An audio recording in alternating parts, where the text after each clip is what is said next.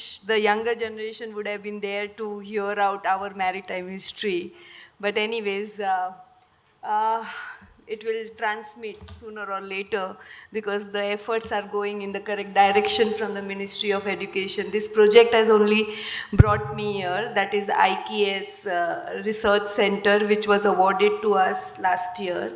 And whatever connects with IKS, I never say no because if not now, then when are we going to invest in this particular endeavor to just promote different types of knowledge system, and my focus is on maritime knowledge system.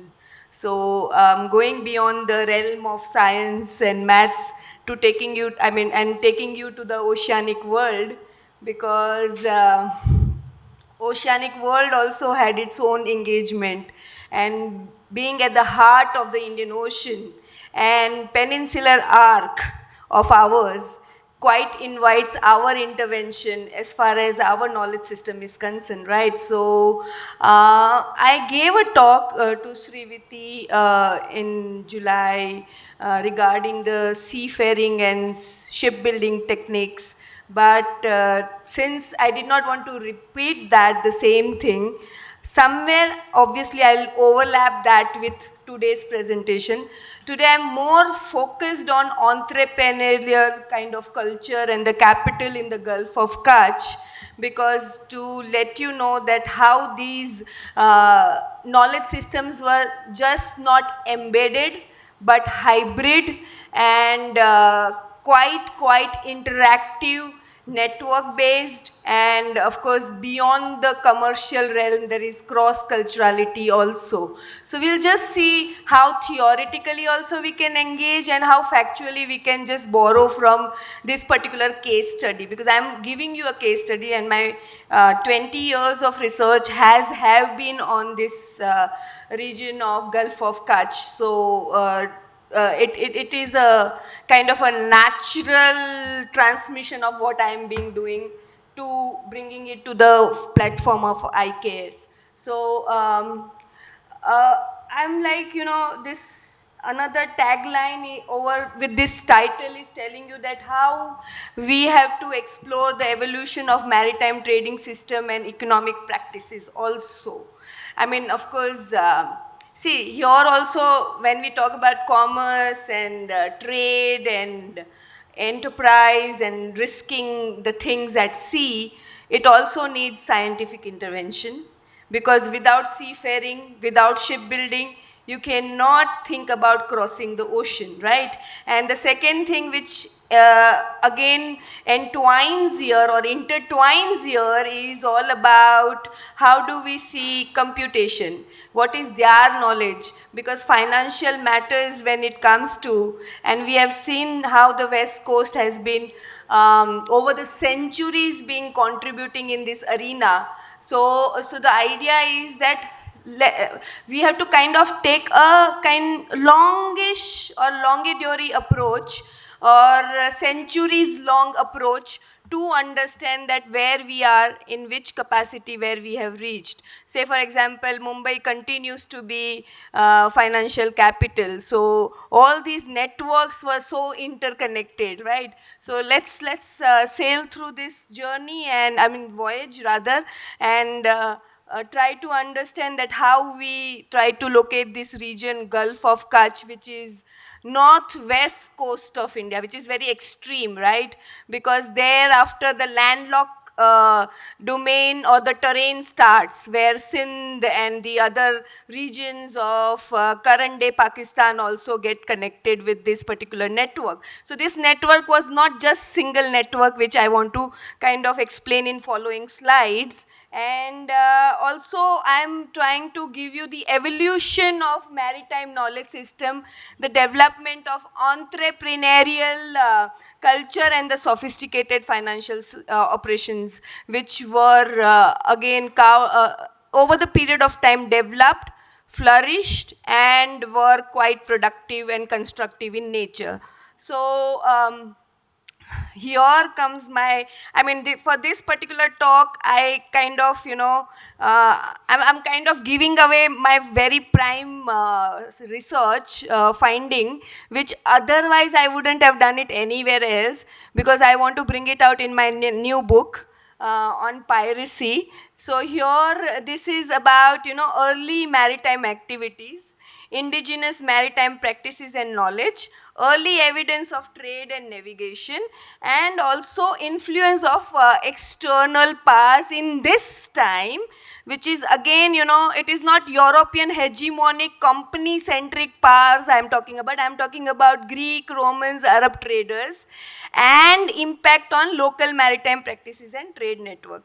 Now the finding is amazing, because in the 6th century maritime activities itself, if you want to find out what was happening at this coast, that there were these jats. Otherwise we know jats are like, we always connect with them in northwest frontier or northwest Haryana and that belt. But they were originally in this Indus and Kachchh region, and were driven out from this region when the Hunas and the Mihiras they were the one who attacked this region, right? And after being driven out from that region, where did they go is what we have to kind of focus, and this will give you totally a new kind of element to our historical preponderousness throughout the Arabian Sea and then Indian Ocean. So look at this migration of jats to Bahrain, Gulf, and their involvement in Sasanian naval expedition, that is Persia and Nosirwan's great expedition, they contributed. In fact, what has been established today or till today, the Arabs have been contesting that most of the seafaring and shipbuilding knowledge in hybrid form originates from their coast, but the Jats were the one who were the element, not the Arabs. The biggest finding is that, and this is somewhere missing in our discourse. Fortunately, we have sources. Fortunately, we have sources to tell us what we were, right? Otherwise, we wouldn't have got to know only that, okay, this kind of history also about maritime routes and its domination and the idea of maritime republic also we can conceptualize as the Mediterranean and the Atlantic Ocean historians have been doing it. Where are we? When we talk about Indian Ocean and being the singular dominant heart of the Indian Ocean, Maldives kind of connects it and calls it the heart, whereas heart is not this tiny bit, right? The heart has to be proper heart, right? And that is in India and the Indian Ocean. So we talk about Amravati's decline, and this particular decline of Amravati went in favor of Gujarat at this moment. And the Jats were the element and not the Arabs. Think about it again and again so that you get a clear idea about that you are not talking about any ordinary time frame and the ordinary history, because UN Sangh also talks about how Saurashtra was dependent on the idea of maritime commerce and livelihood. So far, when I had published OUP publication with Professor Edward Alpers, that time the chair of Darshak Ityas Nidhi, Hasmukh Shah, contested our introduction, saying that we were not that sea oriented. If we were not that sea or oceanic, consciousness wasn't there as much, then how come we can have UN Sangh saying that there is a dependency on maritime commerce and livelihood? Now this itself talks about presence of Hindu communities in Persian cities and practicing their religion freely. Now this kind of cosmopolitan approach and the interfaith dialogue also has to come from syncretic tradition which Gujarat have been following since centuries, right? So when we talk about this particular period, Jats and maritime influence in their role, you have to understand. Why I was talking about the Jats? Now this particular slide gives you the answer. And it talks about the Jat influence in the maritime raids against the Gujarat and Konkan coast. And because see, they were thrown out. Now they want to come back. But not simply come back, but with the idea of political domination, political claim, and geopolitical idea. Now, these are the times which we think that, oh, those waters were very calm and quiet waters, serene, nothing great, only good cultural, commercial engagement. Come on. Violence is constant as far as human history is concerned. Peace is negotiable. So when we talk about Arabs' control over sea raids originating from Jat settled Persian Gulf, not from Arabia directly, it contrasts with the Mediterranean Arabs who lacked maritime prowess because they were so much aided by the Jat element. The Arabs could come over to the Arabian Sea. And the name itself, otherwise the name was Sindhu Sagar, by the way. For our own knowledge, Sindhu Sagar turned out to be Arabian Sea. And this element comes from the Jats' contribution. And these Jats, otherwise in the Mediterranean world, were not having any presence. So this is again a theory which has to be relooked, rethought, and reinvestigated. So we go over to the migration to Java, Cambodia, and significant sea migration from Gujarat to Southeast Asia also. I'll show you one image that will tell you that how there is this historical fiction and novel written on this particular adventure and the time which I'm talking about, 7th and 8th centuries, which has not been documented, by the way. And it gives you a very, a kind of a incomplete picture or gap in history, and silence is in history. And this is where we become very landlocked. We are not oceanic, by the way, in our historical documentation, right? We have been so land-centric that we are not looking at how these Arab, Persians, and the Gujarat coast was part of this Canton trading world, and Jat involvements as pilots and pirates. Now these are the stories which needs to come from our pages. And then we go to the idea of how they are developing this science, which today, entire day I was hearing about, that what kind of innovations they are bringing about in their scientific approach towards navigational and covering of nautical miles as far as navigational technology was concerned in this region, and development of the Machi Yantra, or a divine fish machine, by local Brahmins for navigation. This is coming from the idea of hybrid form of knowledge. Now this interaction has to be noted, right? That this is not just the exchange of commerce, but here the technology transfer is happening. And how are we developing our own compass and our own other kind of seafaring techniques, which is giving us the mobility towards the oceanic world. And that turns out to be transoceanic eventually. So emerging seafaring communities were Kirks, Maids, Makran, Sinkos. All of these communities are not at all counted upon. Now as much as others who would read maritime would know about Bhadalas and Kharwas, that also those who know about maritime. None of the maritime seafaring communities have been celebrated in history. I mean, the question remains question, why? Why are we so sea blinded that we are not looking at their contribution in giving us the prowess which we enjoyed once upon a time? So in this particular slide, where I took you to the ancient times, and the overview tells you the story that 6th century onwards till 8th century, influence of Indian subcontinent has to be accounted, indigenous communities to be counted, and also complex interplay between external powers and local tradition. Complex. This is a complex word. Complexity, we are just simplifying in our narrative by not even documenting or not even looking at it. So the idea is that where it takes, that particular time, where it is reaching to, where it is culminating into. It is taking us to entrepreneurial culture.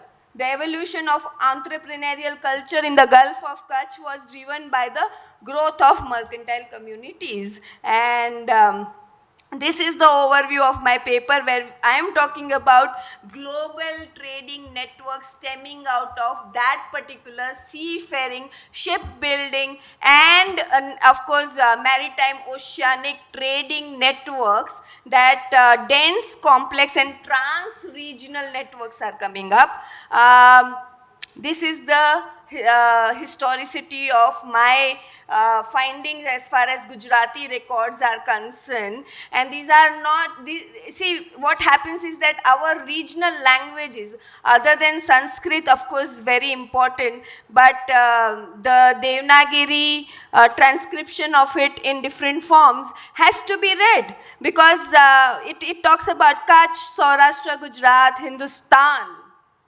Now, Hindustan, the term wouldn't come in Gujarati just like that, right?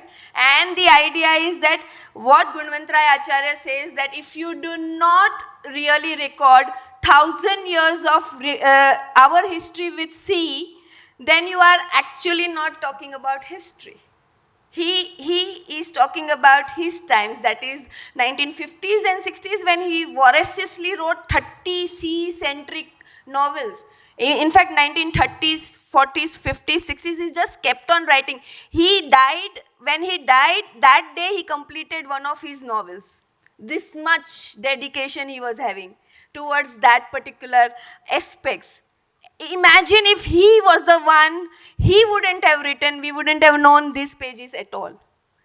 So this is where, insightfully, those who ignore the seal, please read it carefully so that you get an idea what I'm trying to say and emphasize. Those who ignore the sea will never completely understand our region or country's history, he cautions. And then Acharya rightly understood the sea on the long literal for 1,000 years of history by outsiders to conquer and dominate one port after another, from Kathiawar to Somnath to Diu to Mandvi. So you can make out that why was that exercise, continuous exercise of dominating the west coast. That means west coast had so much to offer, right? And then we will understand Dungarshi Dharamsi Sampat also, his work also. And look at this particular, out of this entire slide, forget about everything. What is he talking about? A narrow strip of lake, which is Indian lake, not the British lake. And we happily gave away to the Eurocentric version of British lake. Why? You all are getting my point. What? Because the rising maritime ventures of seafarers, of merchants, pirates, and Gulf of Kachch prompted Acharya to construct the idea of Indian lake.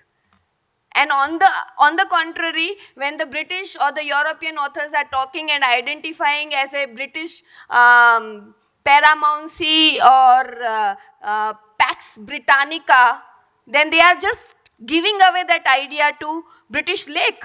When was it? The idea is, when was it? Were British so significant by that time? No. Come on, they are using the networks and the nodes of capitalism which we had established.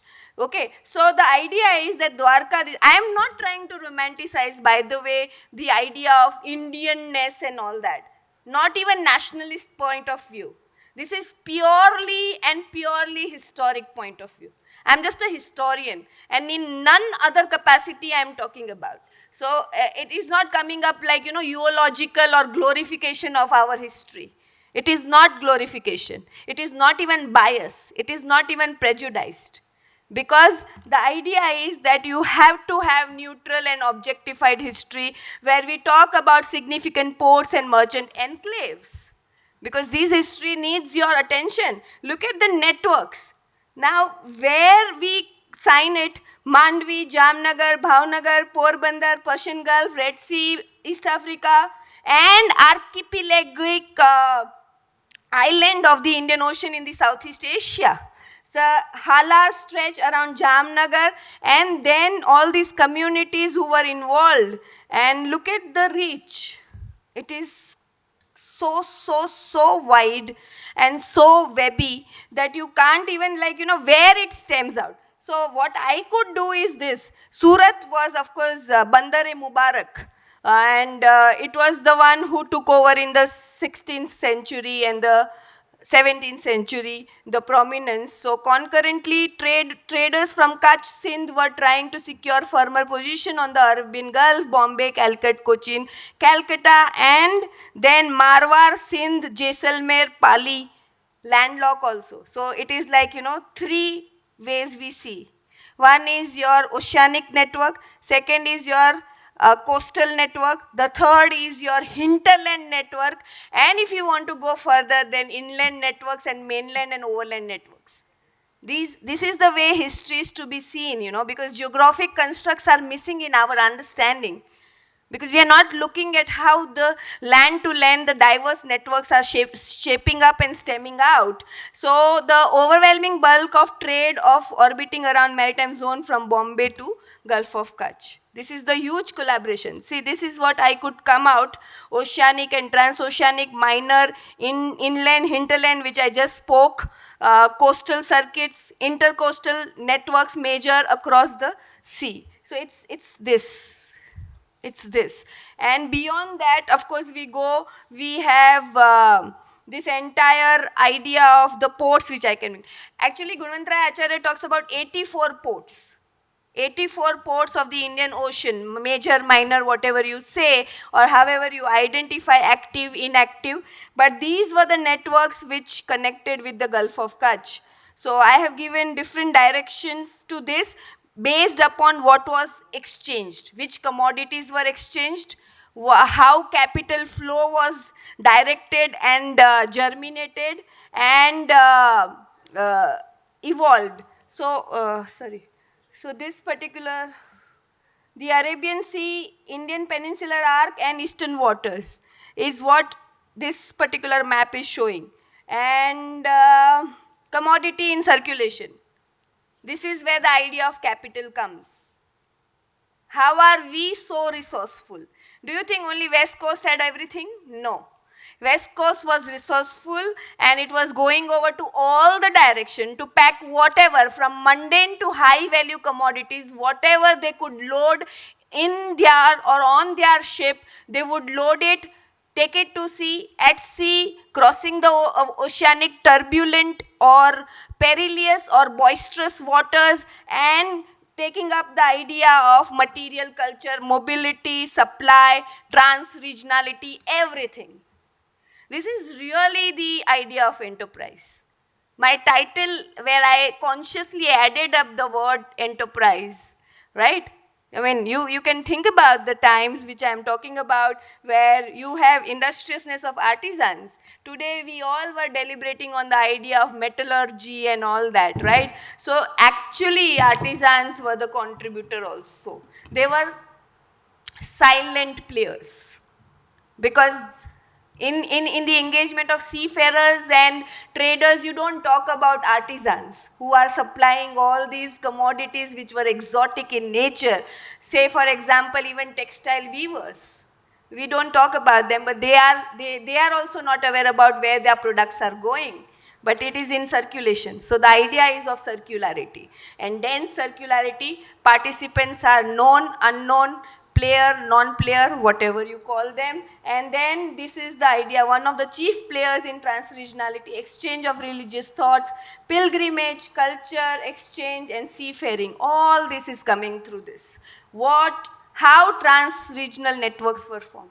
It's just not pilgrimage. It is beyond that. It is not just culture. It is beyond that. It is just not commerce. It is beyond that. So whatever beyond you would like to explore, this world offers you. This is the world which will give you the idea of key islands and then critical network dynamics and this Eastern Indian Ocean. Now, Eastern Indian Ocean was not that easy. Here comes the idea of maritime terminologies, lexicon exchange, and how vocabulary is developing. Maritime vocabulary, which I was talking to. So the Indian Ocean has a special place in the Indian maritime history, and this is the one I wanted to show you. In Eastern Indian Ocean. Can you just make out from this particular, I will just read it out for you if you don't read Gujarati. Javard Bhavard. Can you make out what is the meaning of Javard? This is connected with, of course, networks which I was talking about. This is connected with Eastern Indian Ocean for more hints. And this is connected with Southeast Asia for more hints. Come on, we are very close. Give me the Java, towards Java, Indonesia, right? That is Eastern Java we talk about. Recently I was in Indonesia and I was looking at Eastern Java, like how this comes in Gujarati novel and trying to understand the complexity. The complexity is that this Diwan who had regularized the trade, he was known as Jawar Shah. Jawar Shah, in the sense the one who is dealing in the trade with Java, and the entire novel is named after Javard Bhavard. Bhavard is Bhavnagar, by the way. So, towards Java, coming back to Bhavnagar. This is how. So, Javard Shah Diwan of Chawda ruler, and his trading fraternity had monopolized this scheme called Gotri trade. Now, I know if I'd say Gotri, you won't understand. But if I say Gotra, you understand, right? Gotra means the commodity. Here why Gotri term is used, and this is very astrological and astronomical also. So Gotra word is used to identify commodities of the same group. Commodities belonging to the same group, because people belonging to same Gotra, right? Similarly, how commodification has also astrological, astronomical intervention. So here we talk about Gotri Vyapar and Varmal. What is Varmal? If I say Varmal, you won't understand. Even I was juggling when I read Varmal. But if I say Vima, so then you will understand that, oh, it is maritime insurance system. Yeah, in Gujarati we call it Vimo utaryo ke nahi. So, like, have you got your insurance or not? And this comes from the maritime compulsion. There was a compulsion to the idea that if you are taking your ship at sea, you have to have Varmal, you have to have insurance. If you do not have insurance, you can't go ahead with it. Now, these are the terminologies telling you what is my maritime knowledge system I'm talking about. And then it gave way to business culture, astrological speculation, market prices, panchang, lunar calendar, everything. Till date, Mumbai Samachar, if you pick up, it's a local Gujarati newspaper, very popular in Gujarat and also in Mumbai. Every day, that astrologer speculates that what is the market for, say for example, cotton or silver or for gold. Every day, by default. This is what I was telling you, that we go beyond astrology, right? I mean, astrological intervention in your life, it is about commerce also. So, trans-regional trade networks between Cambay, Gujarat, Java, and different times, different rulers tried to secure it because there was a threat of piracy, pirates. Because this, you can imagine the prosperous nature of trade. It must be carrying huge booties, huge species. That's why it was so secured. Convoy system came into existence. So we have not borrowed from the British or the Dutch or the Portuguese. Convoy system we also originated with. Yeah. So the forming of convoys endorsed the notion of reciprocity for coastal economies. Polity thrived on the seaway commercial traffic. Yeah. So these are the historical contexts. These are the people about whom I was talking about. This is one of those port towns which contributed hugely, Mundra. You know, by Adani port, by the way now. But those days it was Mundra port. And these are the players on whom I focus. Players of trans-regionality. He's a Bhatia trader, Kachchh Bhatia trader. And you can see how cosmopolitan the shop looks like, you know, when you have Arab, but not Arab, actually African Arab sitting in his shop, right? So this is what is the idea, that how, where we were. And he was the dominant We can tycoon conclude now, of madam. Zanzibar. And Jairam Shivji, he was the one, he was from whom the Sultan of Muscat and Zanzibar would borrow money. This is where our economic prowess is. And then there is this commodity power play. I just quickly rush through the remaining slides, so give you an Madam, we idea. can conclude Yeah, now in a yeah. So that's one why. minute time. Yes, yes. So this is cotton. Again, talking about Bombay Cotton Merchant, East India Company, micro working systems. And this is where I wanted to actually focus bankless bank and models of invisible networks, how our Hundi system was so professional and so important that we were here. And competing with American merchants in Zanzibar. And American merchants sought our partnership. That is what is my idea. We were having the upper hand, not they. They wanted the partnership. And the fellow I showed you, he was rejecting as many times he could. But finally he gave way. So this is where the idea comes. System, I hope, these are the records. Giving you the idea that we knew documentation. We knew how to have ledger records. Our sophisticated trading accountancy system, right? And these are the records. I with great difficulty started reading it and reading it, rereading, because as many times you read it, there is no comma, no full stop, so it confuses you where you are. So these are the Hundi entries, and these are the silent players I was talking about. So yeah, we are everywhere. This is related to ivory, high value commodity. Next time if Sri Viti again calls me, I offer this lecture. To stay informed about the startup ecosystem, subscribe to my Startup TV.